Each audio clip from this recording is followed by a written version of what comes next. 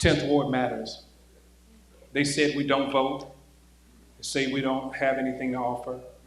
They even say, where is South Chicago? They're going to find out on April the 4th.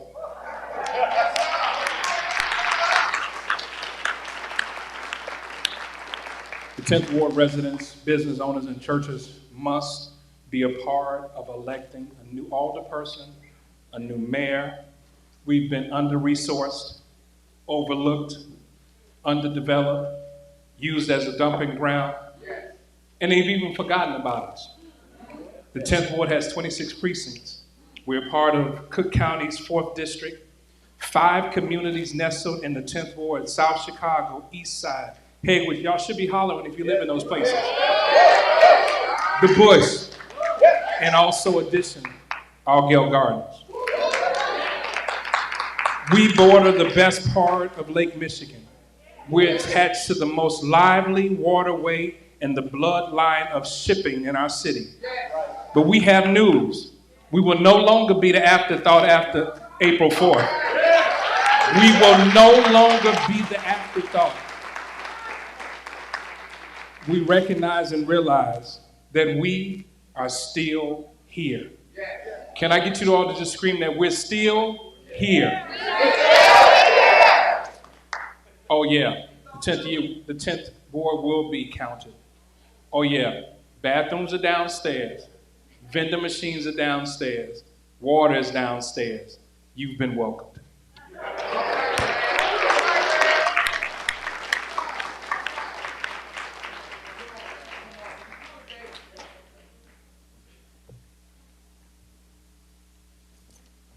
Good evening, everybody, and welcome to a conversation with the mayoral candidates.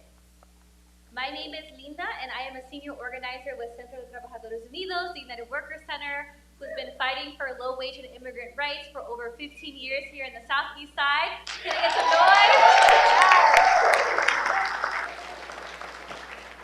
Si ocupan traducción en español, por favor, vayan atrás para recibir el equipo. Good evening, everybody. My name is Samuel Corona. I am the local community organizer of Alliance of the Southeast, and I am also the co-facilitator of this event. I want to thank everybody that came out, and also thank you for always supporting our communities, our organizations, and everything, because without a combined and united community, we are nothing. Right? That's right. All right, so thank you very much.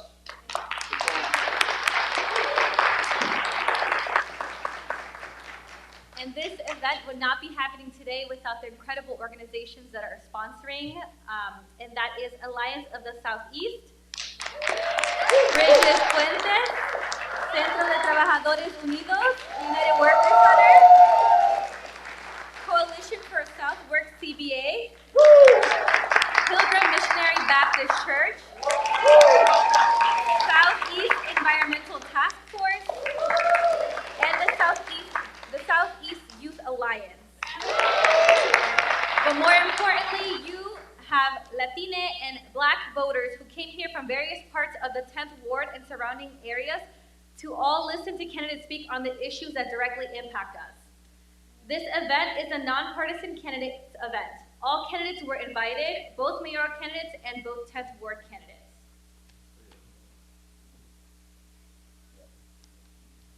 Okay. Sorry. So let's review a couple of ground rules about this conversation. First off, let's respect our timekeeper. Timekeeper, can you raise your hand, please? Thank you. All right, that's Mr. Strong. Thank you. And we're going to hear a lot of views and topics on various topics from everybody in the audience. So the one thing is we're asking is to have some respect. There is no insulting other candidates. This is not about you or your plans. This is about our community. There is no lying. We're in a church, so you should definitely think about what you're saying, right? No lying. There you go, exactly. There's no partisan hooting, hollering, or anything from our volunteers, supporters, or organizations, right? We're trying to keep this as civilized as we can and neutral as we can. So everybody, please put your cell phones on silence and hold your applause to the end of the event, please.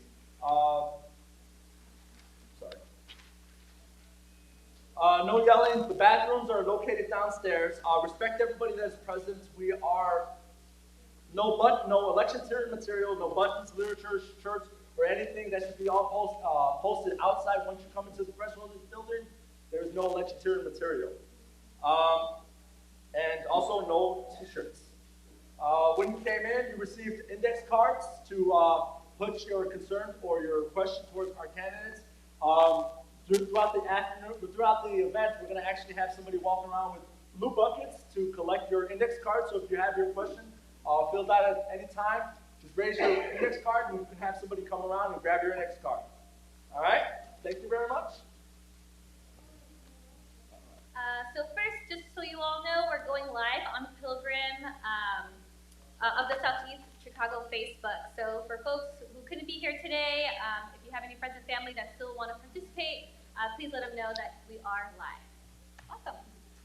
So we will start our event with the mayoral candidate, Brandon Johnson, which will be followed by the 10th Ward Candidate Forum.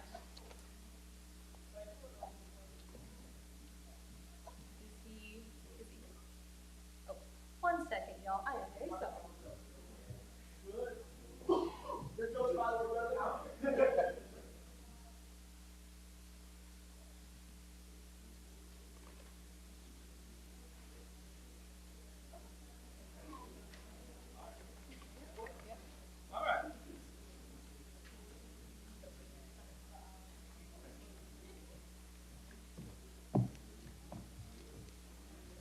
Alrighty, y'all. So sorry for that. So actually, quick change in programming. We're going to start with the 10th Ward aldermanic question. So Ana Guajardo, if you could please make your way up here.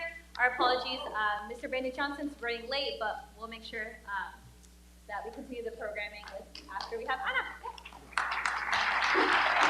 And also, if you're looking for translations and online, they are on Alliance of the Southeast's Facebook page.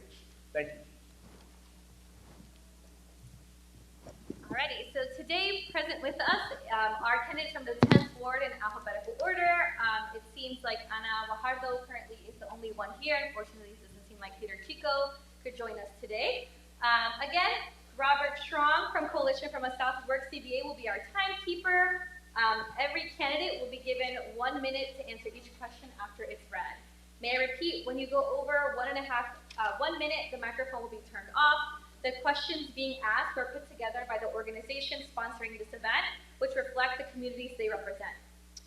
Before we begin with our questions, each candidate will have 1 minute to introduce themselves. Ana Guajardo, I pass it over to you. Thank you. And just English, right? Yeah. How's everyone doing? ¿Cómo estamos?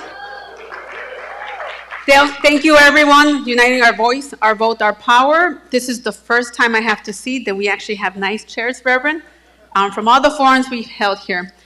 As you know, I'm one of the candidates that's running for 10th Ward Alderwoman. I actually grew up 4 homes down from this block. After I was born, I grew up in Bush, and my parents moved us here to 91st. So yes, as you know, many have already known throughout the campaign, I'm originally from this community. I started a not-for-profit advocating for worker rights issues, Centro de Trabajadores Unidos, 16 years ago, because there was a need to advocate for working-class families in our community. We stood up after Jay's Potato Chip Company. They have hundreds of workers in our community, and we decided to co-found this organization to continue to advocate for the most vulnerable in our community.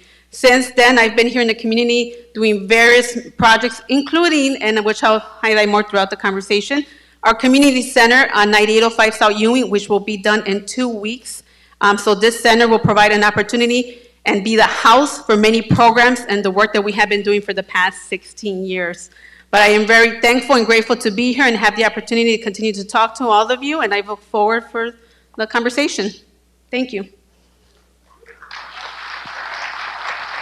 Thank you, Ana, for your opening statement. Now we'll have Arnold Bradford from the Coalition from a Southwork CBA read our first question on jobs and development.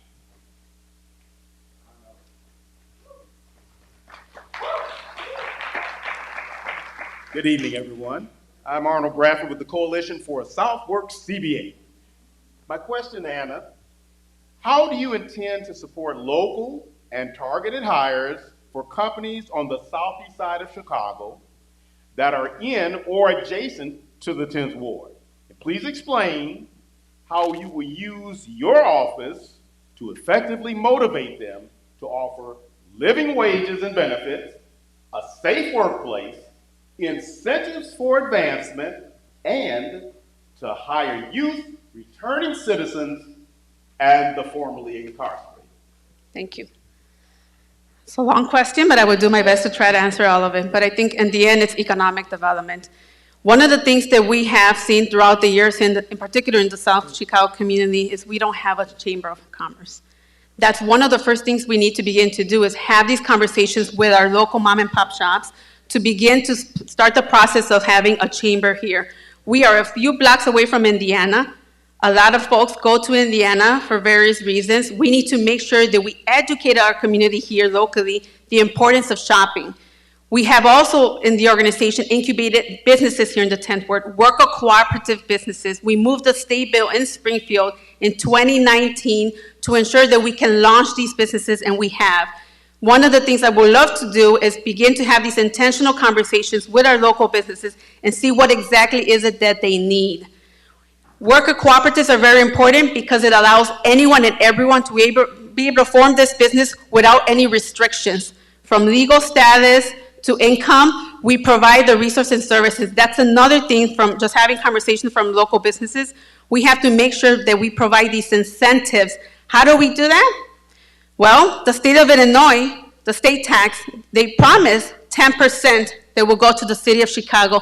Only 6% of our state tax has been given to the city. We can look for funds there to make sure that we bring the resources that we need for our small mom and pop shops as we continue to incubate and launch these new businesses.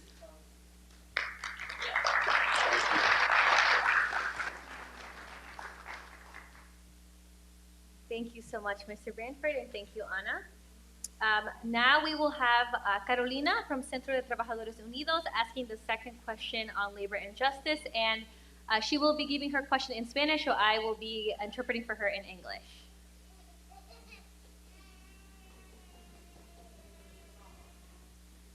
Hola, buenas tardes. Mi nombre es Carolina Colón. Soy miembro de Centro de Trabajadores Unidos y mi pregunta va dirigida en caso como nosotros que venimos buscando seguridad aquí en Chicago, que venimos de sufrir violencia. ¿Usted qué plan tiene para apoyar a las personas que vienen buscando asilo y se les puede otorgar algún abogado gratuito?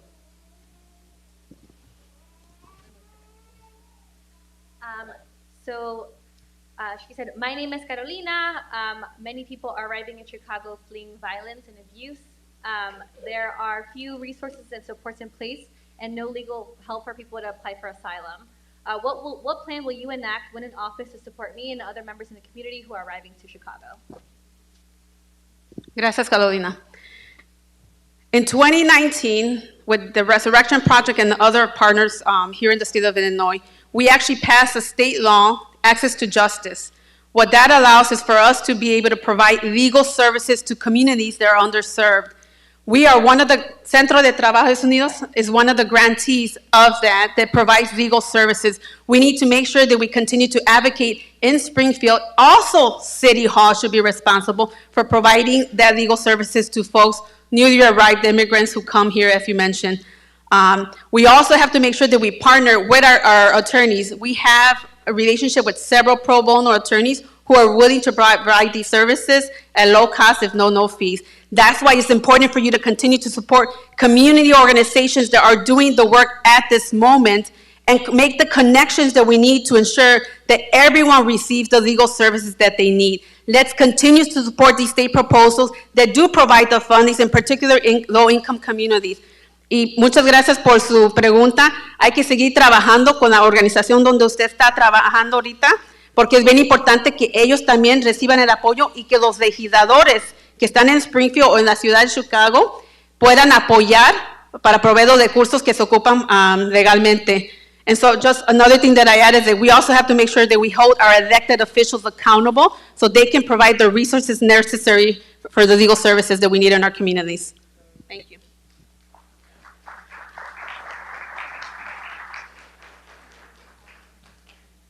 Thank you, Carolina.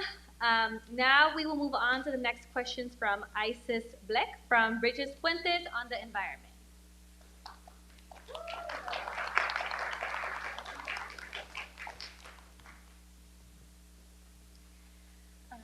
Hi, Anna. My name is Isis with Bridges Puentes.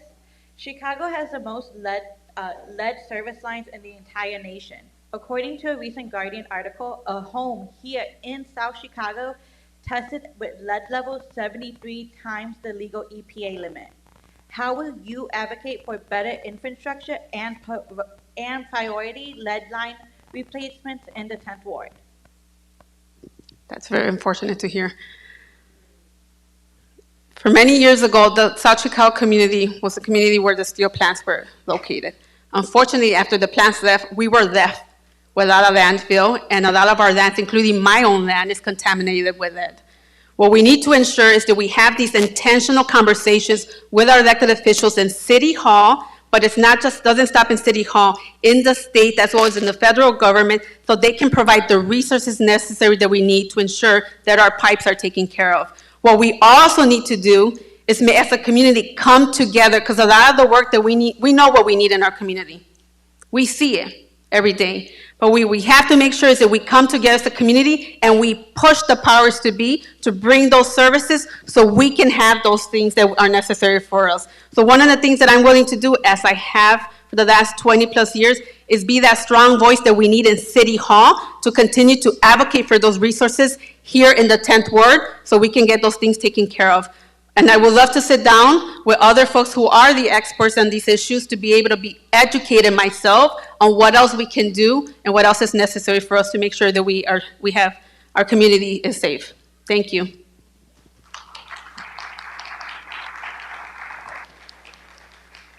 All right, thank you, Isis, for answering the question. Now, thank you. We want to move on to the next question, which is from Felicia Minley from the Southeast Environmental Task Force.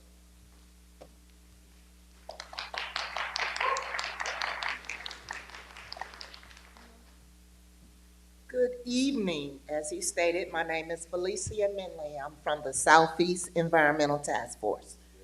My question is, the 10th Ward has polluted areas like the old U.S. Steel site, and many green spaces, including protected marshlands, are also at risk. And we have had our share of polluters like General Iron, Finkel Steel, and Army Corps of Engineers plan to expand the confined disposal facility on Lake Michigan. Federal, state, and municipal regulations do not go far enough to protect our families living in these neighborhoods. What will you do to advance environmental justice policies that will protect nature, the people, so that we can live, work, learn, and play safely? Thank you. One of the first things that I would do is have conversations with our community so we can organize collectively and be able to push back. So you're referring to the lawsuit that was just recently filed regarding the excavation that's going to be happening through the Army Corps. I have said this for several times. I am tired that the 10th Ward continues to be the dump site for the city of Chicago, for the state of Illinois. What we have to do is continue to organize collectively, strategically, and be able to push against our powers to be. There is funding, there is resources out there. There's potentially other places that we can work together to see that that stuff could be moved forward. But it's unacceptable for the Army Corps of Engineers, after they made a promise to clean that area and provide us a park, for them to take back that and try to do that. But what I do promise is to be able to listen to all constituents as much as I can so we can work collectively to be able to push and be that strong voice that we need to. Thank you. Thank you.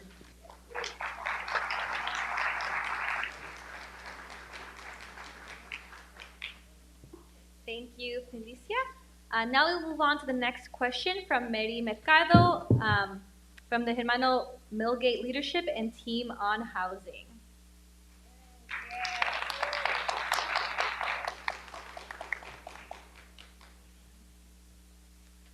I'm Mary Mercado from Jamala Millgate, and we have a lot of issues in Jamala Millgate. We have gotten eviction notice, we got rent increase, landlords harassing us, no repairs. We have over 357 units, 1,000 and more people living there. We have 600 children. We have nowhere to go if they keep doing this to us. We want to know, what would you do for our community? Because we are the communities, because there's over 1,000 people in Jamala Millgate. And I ain't counting the baby bumps this year. But we do have a lot of children. There's one right there. That one's mine. Can't go outside. Can't be in the house. Because I live with leaky walls, infected rodents, roaches. I throw away more food than I can afford to buy. And they're not fixing anything. And that goes for the over 1,000 people in Jamala Millgate. They're scared. Not me. I'll fight anybody. But we need help with this. So what can you do to help us tenants at Jamala Millgate? I'm willing to do whatever it takes to make sure that they listen to us. I know the Alliance of the Southeast and some other groups have been for several years trying to work on this issue. 2 days ago, I was in a meeting in Trumbull Park, the same issues they were having in that area. Alger Garden, the same issues that they're having. It is unacceptable for our constituents, our residents, to have to live under those conditions. What we need to do is continue to organize, as I mentioned before, collectively, and be able to push forward and use our own positions to be that strong voice that we need to when it's needed to be heard.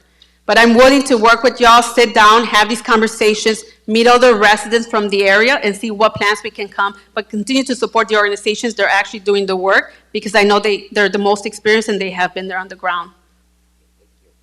You're welcome.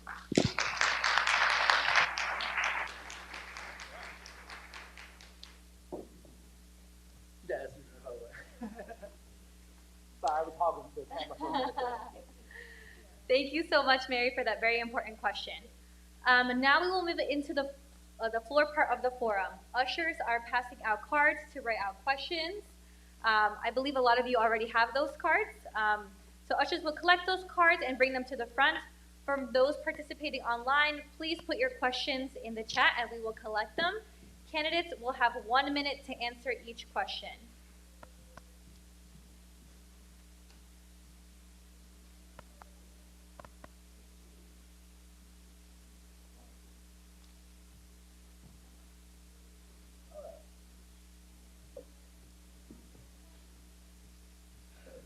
All right, so if you have a card, raise it up so that they can come around and collect them. All right, we got one last one up here, two last ones up here, Melanie.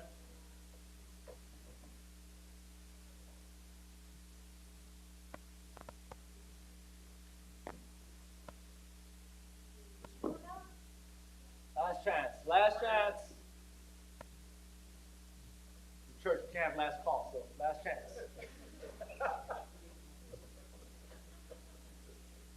I try to be funny, you know.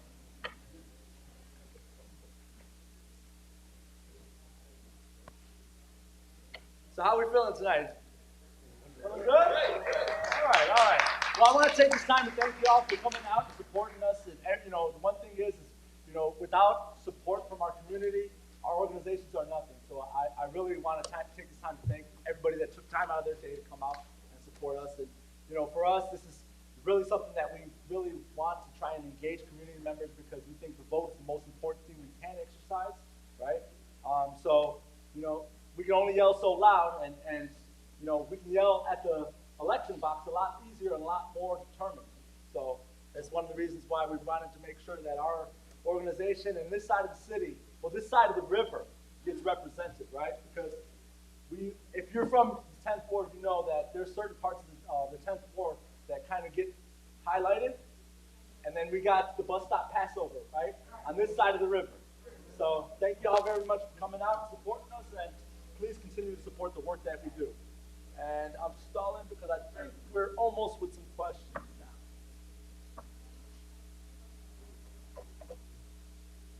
All right, okay, here we go. Come on down. Bob Barkley. Thank you all so much for your patience. We've been shuffling through everybody's questions to make sure that we could get some that are very, very important to hear responses on. So, Ana, the first question, and remember you have 1 minute to answer. This question is on community safety.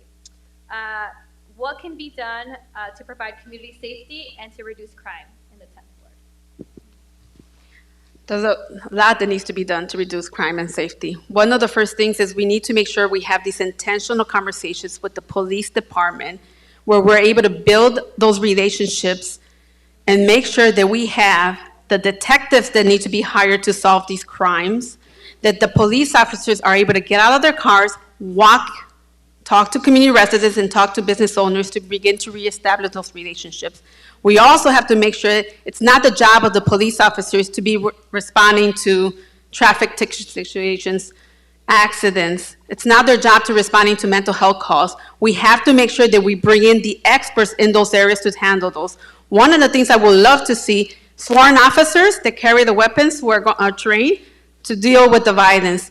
We need civilian officers who can be the ones to handle the administrative work, because a lot of our police officers who are sworn officers are doing that. And again, that's taking them away from solving the crime. But I think at the end of the day, in order for us to be able to feel safe and work with the police department, we have to reestablish those relationships. We also can't forget about Auger Gardens. We have to begin to establish a relationship with the 5th District as well to see what the needs in that community is, because those needs are very similar to ours, but at the same time, there's a different department, and we have to make sure that that relationship is strong as well. Thank you.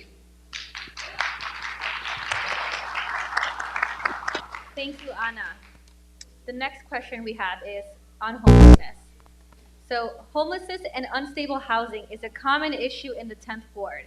What can be done to assist individuals along with their families to ensure peace of mind and safety when it comes to having a safe place to call home? There's a lot of things we can do on this. We have to look at what are the root causes to homelessness. One of them is poverty, income. How do we ensure that our community has the jobs that they need, but not just receive a job? How do we make sure that they have jobs where they actually get paid the minimum wage or higher than minimum wage? Because here in the 10th Ward, we have seen over the years, wage theft is high in our community.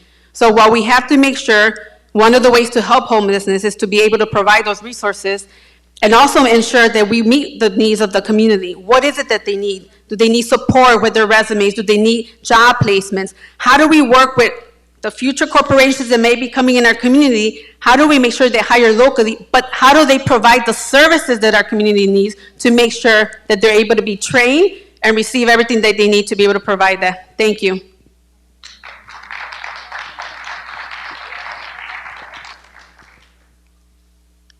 Thank you so much, Ana.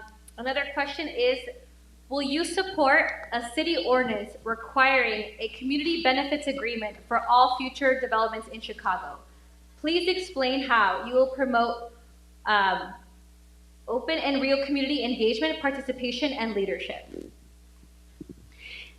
In 2009, Centro de Trabajos Unidos United Workers Center passed the first community agreement here with a local business owner, a grocery store that was exploiting their workers. I am definitely willing to ensure that any corporations that come to our community are able to provide this agreement and respect the rights of their workers.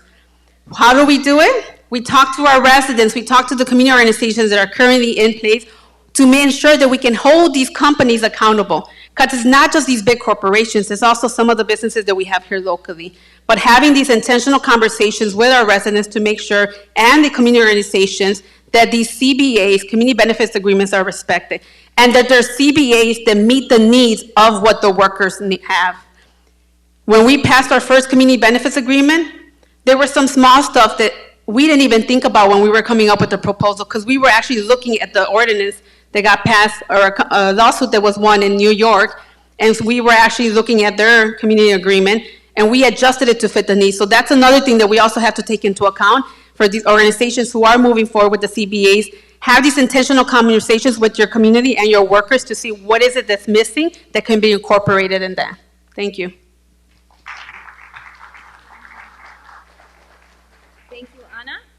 Our next question is, many reasons have been cited against privatization of public assets and jobs, some of which are loss of democratic control, little or no cost savings, reduced service quality, loss of middle-class jobs, loss of accountability and transparency, a Band-Aid approach to deeper issues.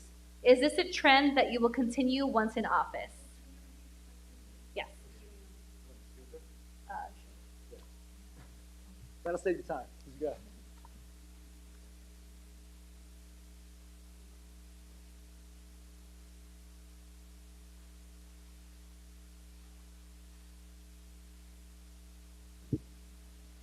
Is this a trend that I will continue? No, no. Look, if we truly want to see our community be lifted, like many of us remember how it was many years ago, then we have to make sure that we do not allow others to control. One of the things that we do need to be is organized as a community collectively. I have even seen throughout this campaign in the last 6 months how divided we are as neighborhoods. If we really want to see change in our community, it starts with us. Stopping the division amongst ourselves, stopping the division amongst race, stopping the division amongst our income, and find ways how we can work collectively so we can push back against this privatization and push back against anything else that's going to continue to allow us to be oppressed as a community. So one of the things I would say is I challenge all of you as well. If I'm elected in office, the way I work is I'm not Anna. I'm there to represent the community, and I expect others in the community to be there with me so we can push forward. Thank you.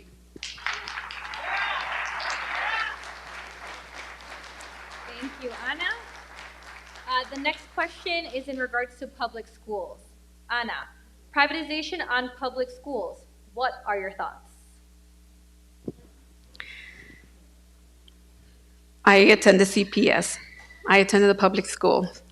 I know the importance of public schools for our children. My daughters are attending a public school at the moment.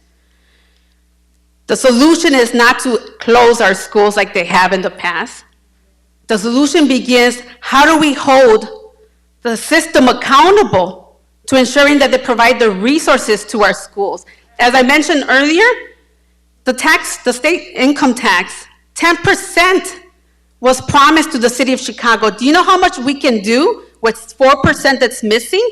A lot that we can do for our schools. What we have to do again is, and I keep going back to organizing, we have to come together as a community. We have to push back. We have to make sure that our schools are funded, because George Washington Elementary School should not be falling apart while there are teachers and children in the classroom. Other classes where we have 43 children in one school, in one classroom, is unacceptable. These are things that we have to be paying attention to and make sure that whoever we elect for these positions, they have the decision-making power. We have to make sure we pay attention who we vote for as well. Just keep that in mind.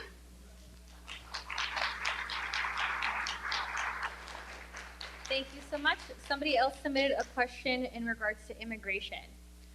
There has been focus on recent arrivals and recent migrants who have settled into our community. What will you do to support those immigrants who have been part of our community for years and have been members of our community for a long time? The first immigrant to come to the city of Chicago in the 1800s, came to the south side of Chicago, was a Haitian immigrant. So this is a community of immigrants. We've seen it throughout the years. One of the things that we're doing in the community center, which will be done in 2 weeks, is we're gonna have temporary housing upstairs for newly arrived immigrants. I had a meeting with Senator Peters and the organization over a month ago. And this came up as well, and I said, well, Senator Peters, 5 churches, Catholic churches closed in our community. Why don't we bring more funding and use that money to house them? If other wards do not want them, we'll take them. Because here in South Chicago, for me growing up, my parents were immigrants, we were united as a community. We didn't see racial barriers as something that will hold us up. So there are many things that we can do. There's a lot of space, and so I'm willing to have these conversations and educate our other elected officials who also have the power to house them if necessary. But we have to make sure that we do provide the support because they are in our community, because they are going to our schools. And it is unfair for us to discriminate against anyone based on their legal status. Thank you.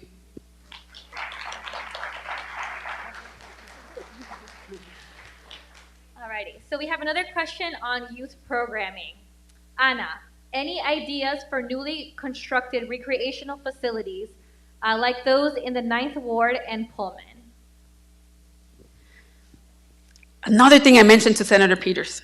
Senator Peters, why is it that not too far from us, off of Highway 57 on 19th Street, 119th Street, why is it that they have a beautiful state-of-the-art Croc Center? It's amazing. If you haven't been there, go visit it. Indoor water pool, a gym, a track, and then they have all this space for like piano classes, like all these other music classes that they have. You know, they have outside, they have this beautiful outdoor also recreational area.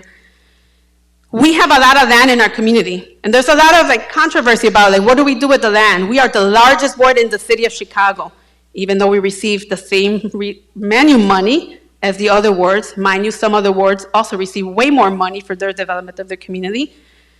If we could invest in these programs that would allow for after-school activities for our children, but also for our seniors so they can have that space, that would resolve a lot of the issues that we have dealing with public safety, as well as some other issues in our community. So I am definitely looking into that. Regardless of what happens on April 4th, for those who know me, I'm going to make sure in the future we do bring a program like the Croc Center here in the community, because this is what I feel is one solution to solving many of our societal problems or many of the issues that we have in the community. Thank you.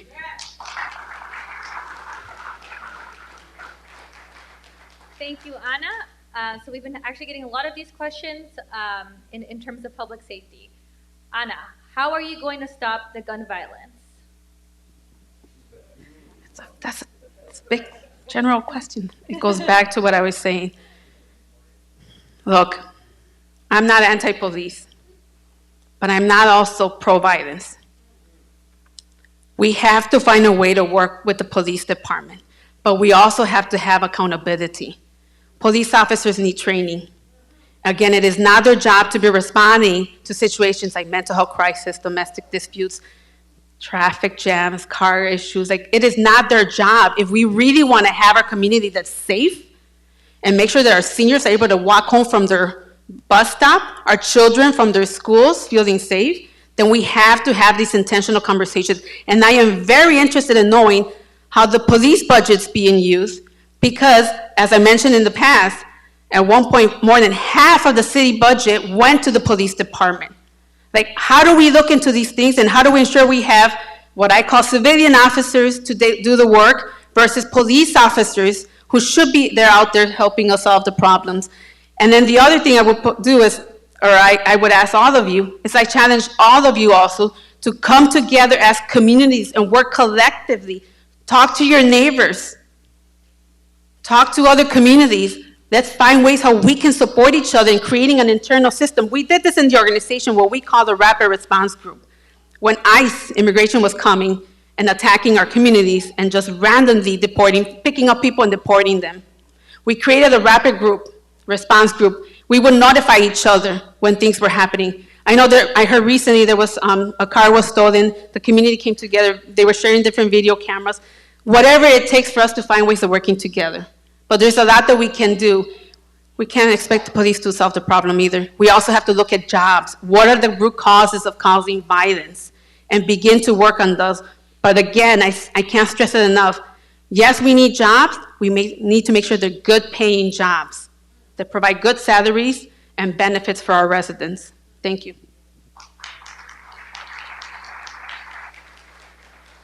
Thank you, Ana. We are now at our last question. So, election season for a lot of us means hope. What is your plan for the various neighborhoods in the 10th Ward, the South Chicago, East Side, Hedgewick, South Deering, and Aldrich Gardens? Yeah, what is your plan for the various neighborhoods in the 10th Ward? First thing we need to do a community needs assessment. I need to hear from our residents in the various parts of the community, what is it that you want? When it comes to the jobs, what type of jobs would you love to see in our community? Instead of us also always being reactive to what comes to us as a community, we have to be proactive and identify what is it that we want. We have to unify as communities. I've been called so many things for being Latina, even categorized as the illegal candidate. When are we going to stop this division amongst communities and begin to work together? And I say this for all candidates. If we truly want to lift up the word, we have to be honest with ourselves and know that we as leaders, whatever comes out of us, others may follow. We have to set the example of unifying each other. And I do believe we have the ability to do it because there are people who want it.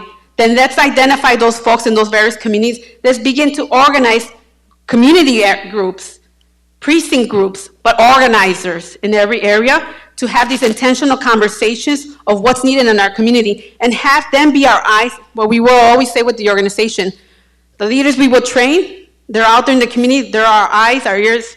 They come to us and let us know what is needed. We can do this. I have faith that we can come together as a 10th Ward community, but it starts with all of us, not just with me, it starts with all of us collectively. Thank you.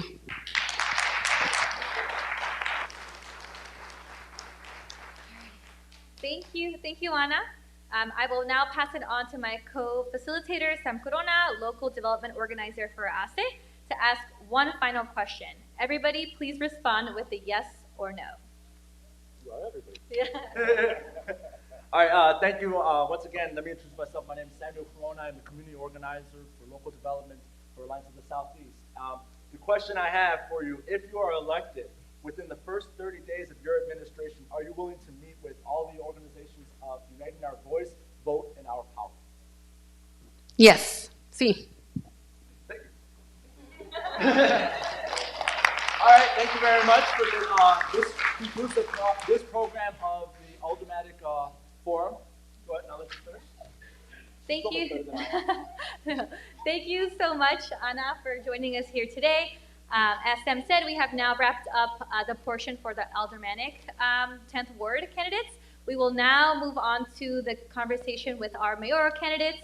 I believe Mr. Brandon Johnson is here. So if you are here, Mr. Brandon Johnson, if you can make your way onto the stage.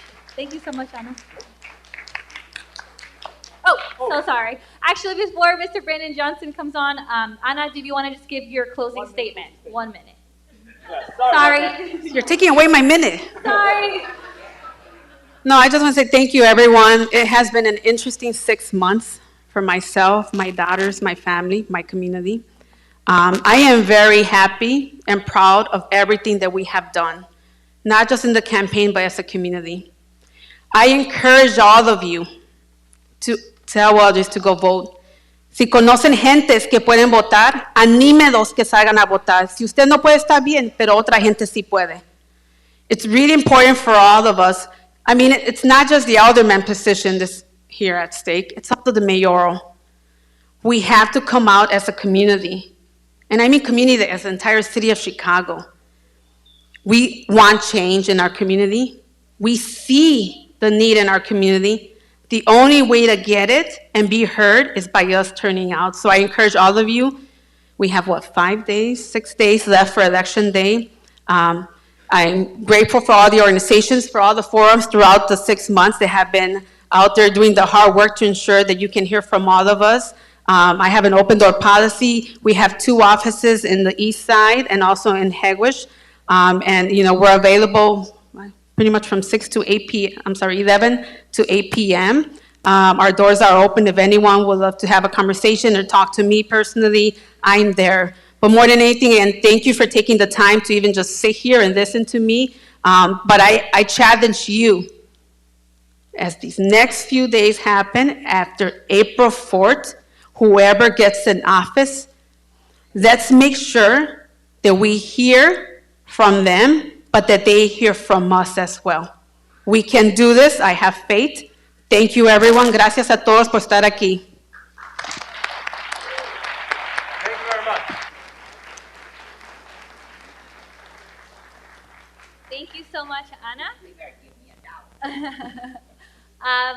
We will now start the mayoral conversation.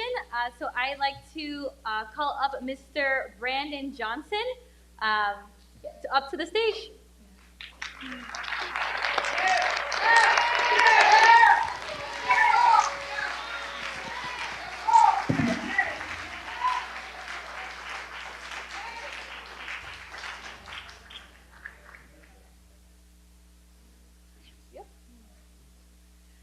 Hello, Mr. Brandon Johnson.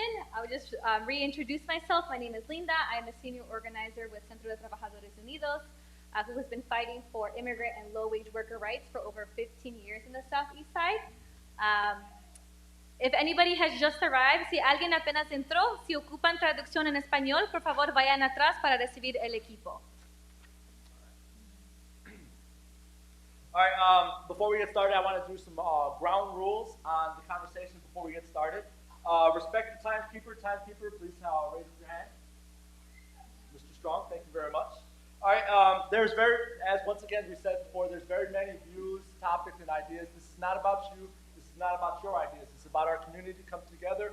So we're asking, no insulting candidates, no lying during the church. That should definitely be gone. No partisan hooting, hollering, no electioneering inside the building. Please hold your applause to the end of the event. We still got more. No yelling. The bathrooms are located downstairs. Please respect everybody in this house. And that's it. All right. Alrighty. For folks who are with us still, when you came in, if you don't have an index card, we'll have some folks passing around more index cards. And if you're participating online, you can go ahead and drop your questions in the chat. We'll have questions from the audience in person and online later during our open floor section. So we will start our event with mayoral candidate Brandon Johnson. Before we begin our questions, we will start with an opening statement. Just 1 minute. Mr. Johnson, would you like to make your opening statement? Sure. Well, thank you. Good evening, everyone. I'm grateful to be here this evening. What an incredible moment in our city's history where you actually have a real opportunity for all of our collective struggles to make it to the 5th floor. You know, I started off as a public school teacher in Cabrini Green, working to transform the lives of young people who I was entrusted with. But where I taught, it really is a tale of two cities, where the wealthiest community can be seen from the back windows while bulldozers stare down my students as the city prepared to destroy their public housing. For too long, families in the city of Chicago have had to chase down an economy that's behind us while everything in front of us is crumbling. It's why I work to become an organizer to fight for an elected representative school board, as an organizing, joining coalitions to really bring police accountability, standing alongside of not just those who put their bodies on the line for schools, but put their bodies on the line for our health. I'm ready to become the next mayor of the city of Chicago to disrupt the tale of two cities and usher in one story, one Chicago, where our communities should not be pitted against one another, because whether you come from Central or South America or Salis, Mississippi, like my family, the city of Chicago is where we call home. And we can have a safe community by making sure that we do what safe communities do across this country, and that's invest in people. I'm looking forward to bringing the interests of working people to the 5th floor, because when I go, we all go. And I'm looking forward to tonight's conversation. Thank you.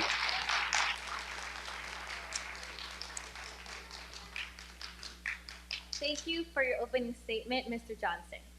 Now we'll move on to questions, which were put together by the organization sponsoring the event, which reflect the communities they represent. This will be followed by questions from our audience, the community. First, we will have Arnold Bradford from the Coalition from a Southwark CBA read our first question on jobs and development. Mr. Bradford.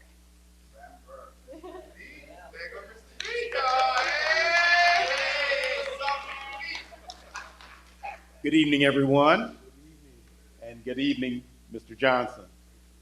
I'm Arnold Bradford with the Coalition for Southwark CBA. My question is this: how do you intend to support local and targeted hires for companies on the southeast side of Chicago that are in or adjacent to the 10th Ward.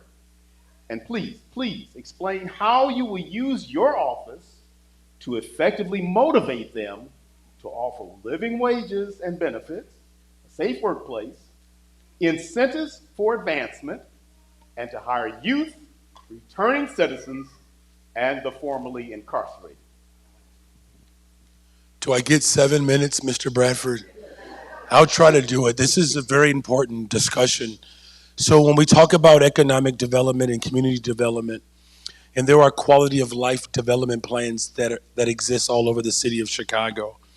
Do you know what you never see when you talk about community development? You do not ever see a community say, when we develop our community, here's where we are going to build the jail. No one ever does that, right? Because people know that in order to have a better, stronger, safer Chicago, you have to invest in what works. And so that's why part of my public safety plan, one of the first things that I'm going to do as mayor of the city of Chicago, I'm going to double the amount of young people that we hire, not just for summer jobs, but year-round positions. Because the data is very clear. There's a correlation between youth employment and violence reduction. All of the sister agencies that I have jurisdiction over, whether it's the Chicago Public Schools, Chicago Transit Authority, Housing Authority, Parks and Recreation, we're going to find all the jobs that are available. We're going to hire young people.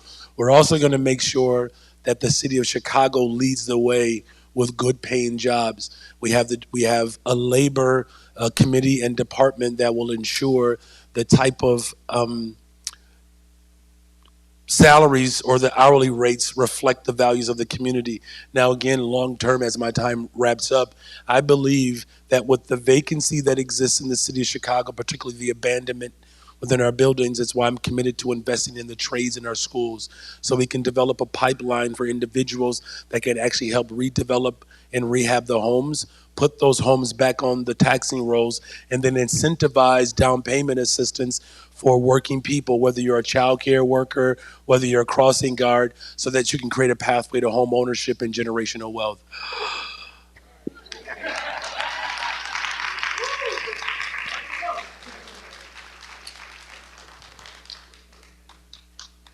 Thank you, Mr. Bradford. Thank you, Mr. Johnson. Now we will have Carolina from Centro de Trabajadores Unidos asking a second question on labor and justice. Carolina will be asking her question in English, but in Spanish, so I will be interpreting for her in English. Carolina. Hola, mi nombre es Carolina Colón, soy miembro de Centro de Trabajadores Unidos y mi pregunta va dirigida a qué plan tiene usted para personas que como yo venimos buscando seguridad aquí en la ciudad de Chicago respecto al apoyo que usted podría gestionar para que haya apoyo con abogados gratuitos para las personas que venimos buscando asilo. I think I heard preguntas, I know that, and we're going to do something for the people of Chicago. So she said her name is Carolina. So many people are arriving in Chicago fleeing violence and abuse and looking for security. There are very few resources and support systems in place and no legal help for people to apply for asylum. Many have experienced wage theft and labor abuse while trying to make a better life here. What will you enact when in office to support me and other members in the community who are arriving to Chicago? Yeah, thank you for that question. One of the things that I'm very proud of that I worked with my colleague, Cook County Commissioner Alma Anaya, when we created a division within the Public Defender's Office that provided legal representation for individuals who were facing deportation. So we're going to work collaboratively with Cook County government to make sure that there are protective legal services available. I firmly believe in the One Fair Wage campaign, which is a campaign that works to provide the protection for gig workers or individuals who are seeking refuge here, and unfortunately they are being taken advantage of. And so again, under our division, Department of Labor, we're going to make sure that we have not just inspectors, but organizers that are committed to holding corporations accountable who do hire people who are in many instances vulnerable because of their what we call in America their so-called status, right? No one should be taken advantage of, especially when they are working to experience and see the fulfillment of the dream here in America. And so I'm going to work overtime to make sure that gig workers, individuals who are providing frontline support, in many instances, we're talking about women, black and brown women, to ensure that their jobs are secure and protected, and that any entity or business that takes advantage of these individuals, my administration will certainly hold them accountable. Thank you very much. So our we're moving on to the next question from Isis Bex from Bridges Fuentes on environment.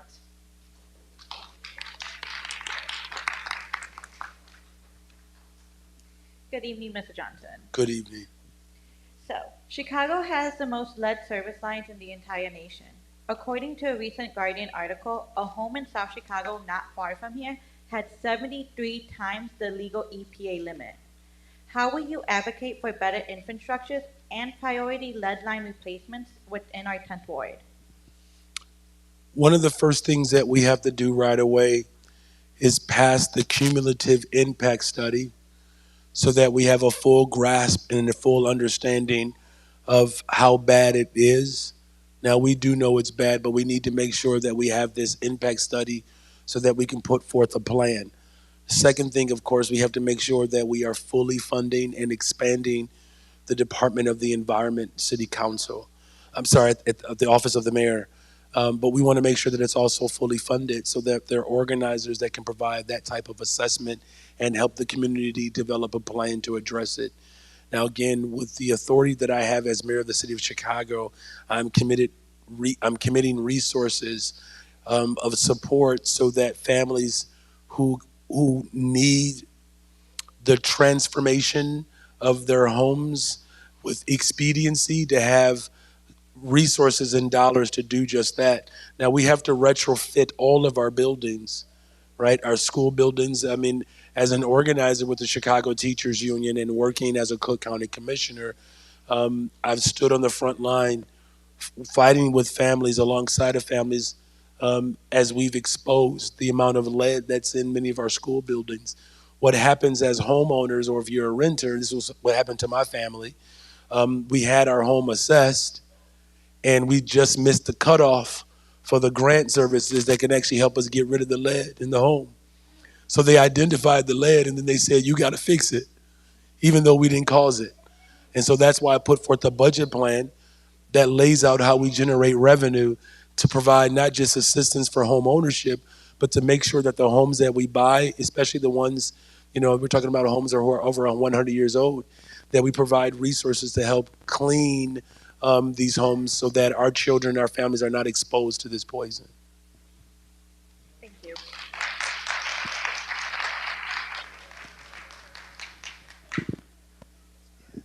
Thank you, Isis. Now we will move on to the next question from Felicia Minley from the Southeast Environmental Task Force on Environment.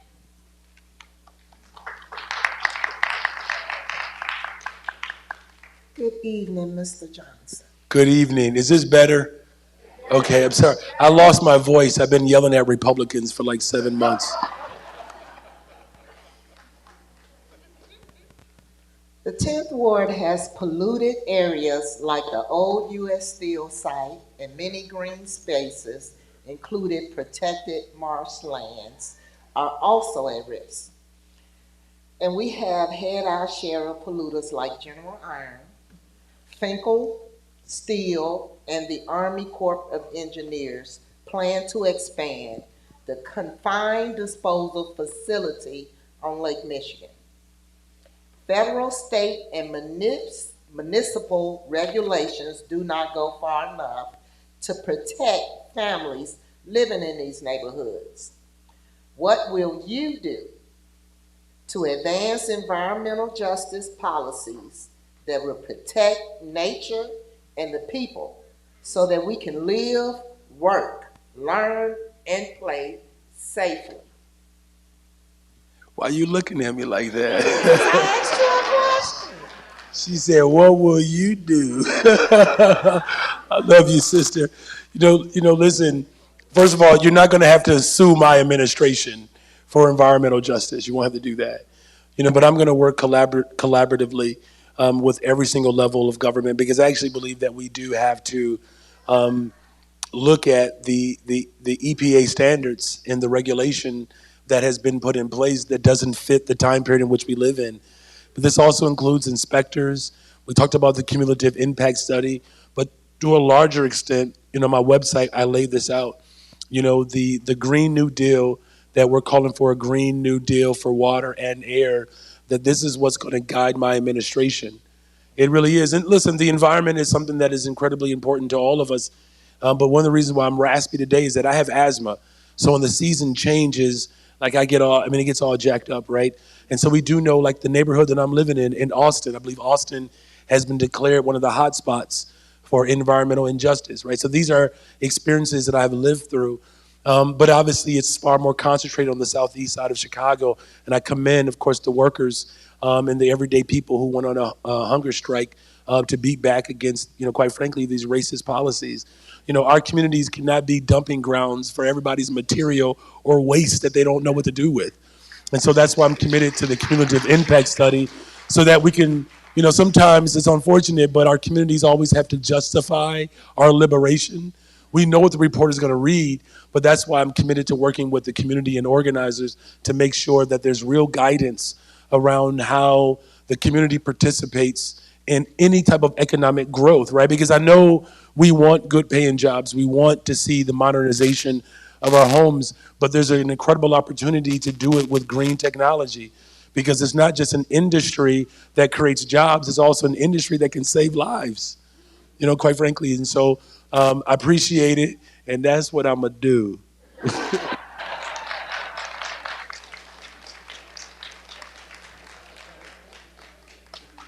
All right, thank you very much for that.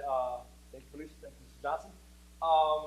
So the next question is coming from Mary Mercado from Germano Millgate's leadership team. Come on down.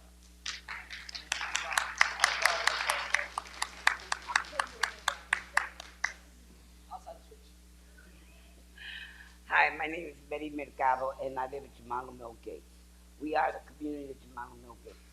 We have gotten eviction notices. We have had rent increase, and repairs are not being done. Plus, we have over 357 units. We have over 1,000 people living at Germano Millgates. 600 are children, and some coming this year too. We are the community of South Chicago. But the problem is that we are not getting our repairs done. We are not getting anything done. We want to know what would you do to help us, because our children are not safe there either, and they shouldn't be living with mouses, roaches, bed bugs, you name it. What's out there is coming in our units. So thank you. No, thank you for that. And these conditions that have been described, it's unconscionable that in a city with the type of wealth that we have access to, no one should live in those kind of conditions. And I can tell you, being raised in a very large family was 10 of us, plus my parents were foster parents. And in many cases, the families that came to live with us came from, communities and or living conditions that really are just not, no one should live in those conditions. And so here's what I've said repeatedly. My administration, all of the people who work for the city of Chicago under a Johnson administration, compassionate, collaborative, and competent. And so what you're describing is that we have a system that has demonstrated no compassion, not willing to work with the community, and the fact that these conditions continue to worsen, that's a degree of competence. And so my administration is committed to making sure that whether it's the housing authority or private management companies, that we are doing the necessary inspections to make sure that the living conditions are where these individuals who own and operate these buildings, where they would want to live, right?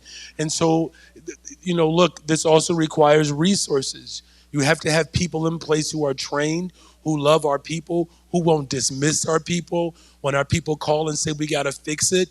One of the things that I'm committed to doing is making sure that we're working with the local alderpersons as well to come up with not just full strategies of how we attack all of these challenges, but to really put forth a comprehensive plan of how we work through this. Now, listen, I'm always going to keep it 100. These challenges did not break out last week, right? And so they're not going to be fixed next week. But what I can commit to is making sure that we do have a plan of action and that we are sending people out to not just inspect, but make sure that we're holding these spaces accountable. And when they don't, this is where we use the office and the authority of the mayor, also working with our city council members to enact fines and fees when people do not handle the responsibility of being a landlord in the city of Chicago, right? If you want to be in the city of Chicago and operate property, you're going to do right by the very people who make the city of Chicago run. And so I'm committed to doing that and working with the family to make sure that our people are living in conditions that are livable. Thank you.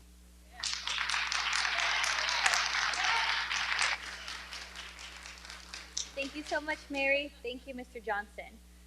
Now we will move into the open floor part of the event. Ushers are collecting cards to bring them up front.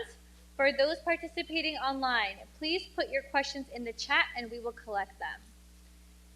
Hold momentarily.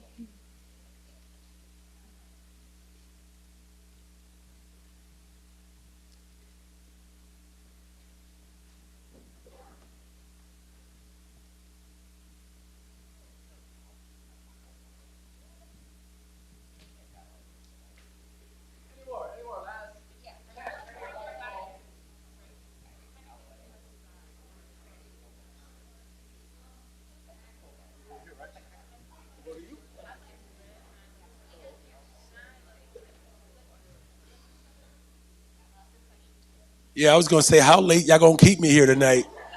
It's a lot of questions. This is good, though. It's cool.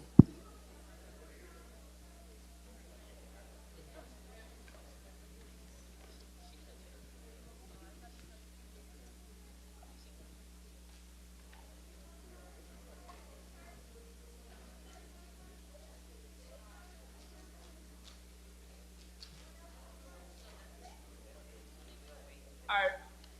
Please work with us. We're kind of trying to collate and get the questions together, so I'm going to try and entertain you for a few more minutes. Got terrible dad jokes, so I'm not even going to throw those out there. No, actually, what I did want to do is because of the way we had our event, I did want to make an announcement about the organizations that have actually helped organize this, because time schedule, we weren't able to actually mention all of them. So the organizations that actually helped create this coalition and organize this event are the Alliance of the Southeast, Bridges Fuentes, Centro de Trabajadores Unidos, United Workers Center, Coalition for Southwest CBA, Pilgrim Baptist Church, Southeast Environmental Task Force, and Southeast Youth Alliance. And also everybody that is here in our attendance, which is you. Thank you very much. All right, and now we're getting back on schedule. I said Alliance of the Southeast. That was the first organization I said. I just like to repeat it because it's my paycheck, so that's what I'm down. Thank you so much for your patience, everybody. Mr. Johnson, question number 1.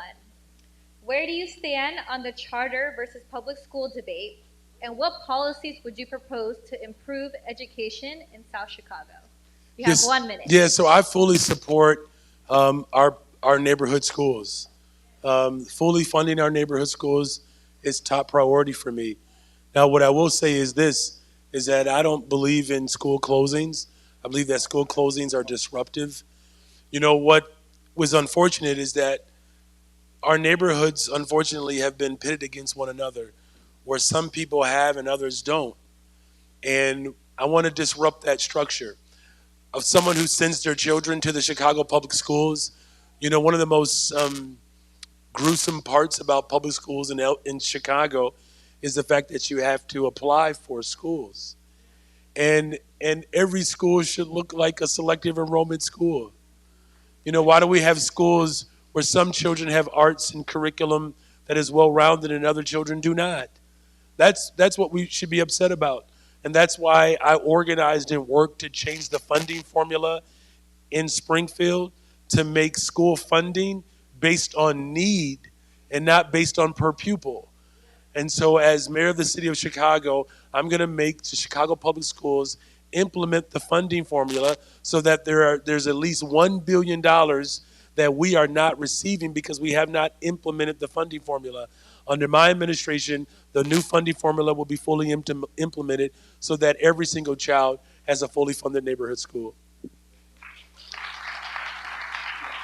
Thank you for that. So the second question is pension shortage.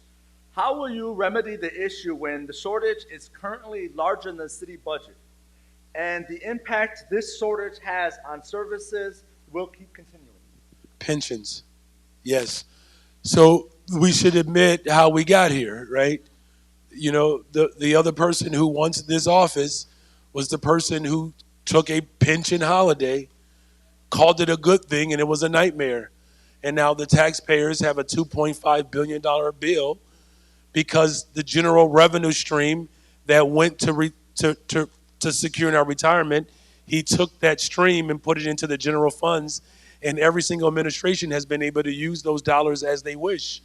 And now taxes, fees, fines, and property taxes is the form of revenue that has been used, and there's been no return on that. And so that's why I'm committed to eliminating the structural deficit from the pensions that my opponent caused. We're going to generate new revenue by making corporations and those with means to pay their fair share in taxes. And we're going to do all of that without raising property taxes. I'm the only person who is committed to that because I understand the value of not only renting, but having a home. And it's not enough to promise us the neighborhood's investment by asking us to foot the bill, and then we don't get a return on the investment. Not under a Johnson administration. Thank you. Thank you, Mr. Johnson. We have one more question. How are you, as mayor, going to stop gun violence in Chicago and ensure a safe community for all? So this is one of the most difficult moments that I think that our city has experienced in a long time. It's a problem everywhere. I mentioned I live in Austin with my wife and my 3 children. We're not just a hot spot for environmental injustice. We have the largest homicide rate in the last 4 years since 2019 than many neighborhoods combined. Upwards of 300, 315, 320. So I'm arguably will be one of the first mayors ever elected in Chicago who lives in one of the most violent communities. And that's why my public safety plan is comprehensive. 1, we need to train and promote 200 more detectives minimally. And victims of gun violence get to help us train those detectives to make sure that they're sensitive to the very families who don't have closure to their cases. 2, we have to implement and make sure that we are enforcing the laws that are already on the books. We don't manufacture guns in the city of Chicago. We have red flag laws in the city of Chicago that we do not implement, right? But here's the big thing, you all. We also have to get at the root causes. And that's why I made a commitment to hiring young people, making sure we're passing treatment, not trauma, reopening our mental health centers, right? There's more of a correlation between those type of investments and violence reduction than building jails and incarcerating people. Under a Brandon Johnson administration, the safest thing that we can do for the people of Chicago is actually invest in the people of Chicago. And that's what I'll do. Thank you so much.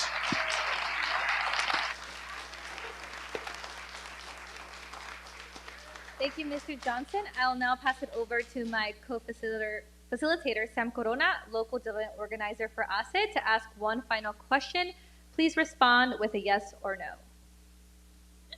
Please don't ask me about the Cubs or the Sox, okay? Because I've seen both of them when I came in. You're mayor of all of it, so don't There even you worry go. about it, right? So I'm the mayor of both losing teams. Thank you very much.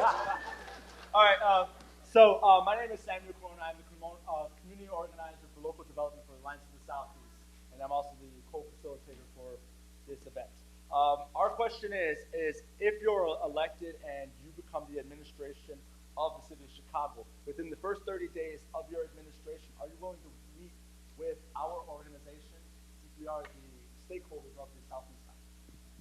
Yes, with one caveat. Y'all paying for the food. How about that? Thank you very You much. have to use that mayor salary. Well, then let's do this, y'all. Y'all all invited downtown because we all going to the 5th floor. Thank you. Wait, All right. Mr. Johnson, I'm sorry. You do have 1 minute for a closing statement. Do not make me sing because I'm not doing that.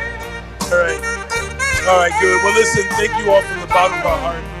Listen, this community has been through quite a bit, but somehow we're still here.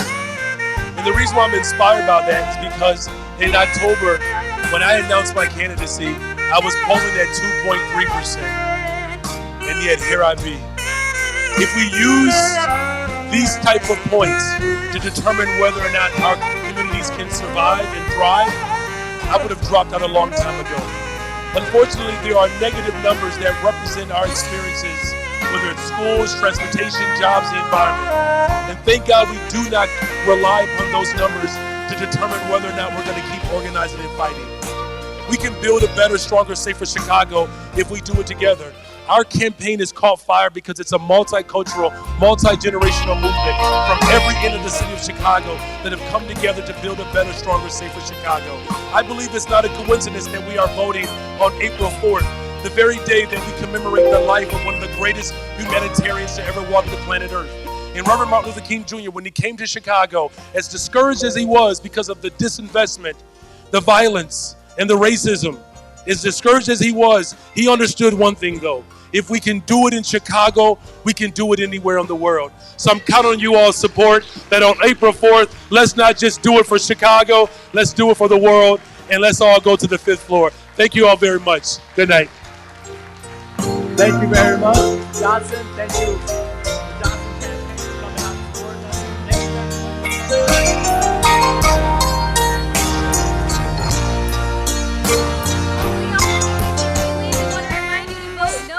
April 4th for the city election. Always so early. You can register to vote on the same day. Resolution and information on voting, where you can find important information on the candidates. Thank you so much for coming, y'all.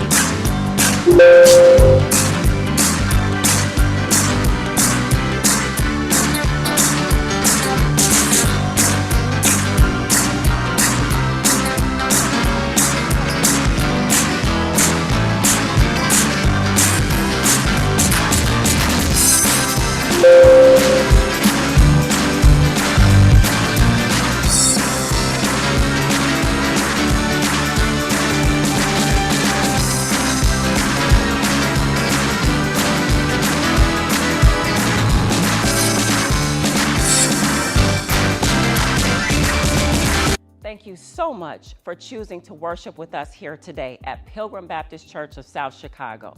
You could have chosen any other ministry to worship with today, but you chose us. And for that, we do not take you lightly. It is because of your presence that you made us better today.